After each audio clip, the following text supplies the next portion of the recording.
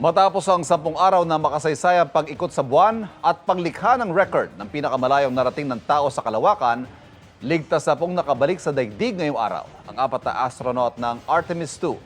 Nakatutok si Bernadette Reyes. Hello World ang crew ng Artemis II sa gitna ng 10 araw na makasaysayang lunar flyby. Mula sa kalawakan, ibinahagi ni Artemis II Commander Reid Wiseman ang larawan ng daigdig. Mistulang tuldok din ang daigdig sa tabi ng buwan. Tila sumisilip naman ang daigdig sa ilang larawan na kuha ng crew mula sa buwan.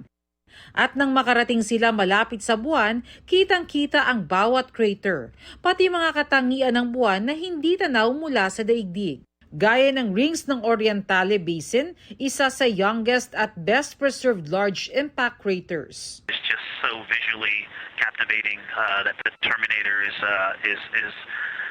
the most striking thing that I've seen so far. Ang mga larawang ito ang pamana ng crew ng Artemis II mission bago ang kanilang pagbabalik sa daigdig. Integrity, Orion is in burn attitude. Dokumentado ang mga aktibidad ng pag-uwi mula sa pagkalas ng Orion capsule mula sa service module nito. Maingat na inanggulo ang capsule para sa ligtas na pagpasok nito sa atmosphere. And there go the first series of parachutes, and we're on drogues. Hanggang inilabas na ang drogue parachutes ng capsule para makontrol ang paglapag nito. Main chute deploy. This is a perfect descent for Integrity. Its crew At sa sounding pag-deploy ng main Hale and parachutes Hardy on nito, board. Splashdown confirmed. Integrity's astronauts back on Earth. splashdown sa Pacific Ocean. That splashdown Saka occurring sinundo an ng hour mga and 22 team ng minutes NASA ago at US as we Navy ang stand Orion by. astronauts. The first crew member is out of Integrity. Ayon sa NASA, pagkatapos ng splashdown, may hanggang 2 oras lang ang recovery team at Artemis II crew para makaalis sa loob ng Orion.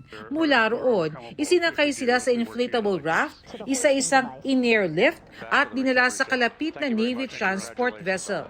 Astronaut Commander Reid Wiseman now off the front porch and almost into the second helicopter. Pagkatapos ang splashdown, sumailalim ang 4 na astronaut sa post-mission medical evaluations bago dalhin sa Johnson Space Center ng NASA. Bernadette Reyes, Nakatutok, 24 Oras.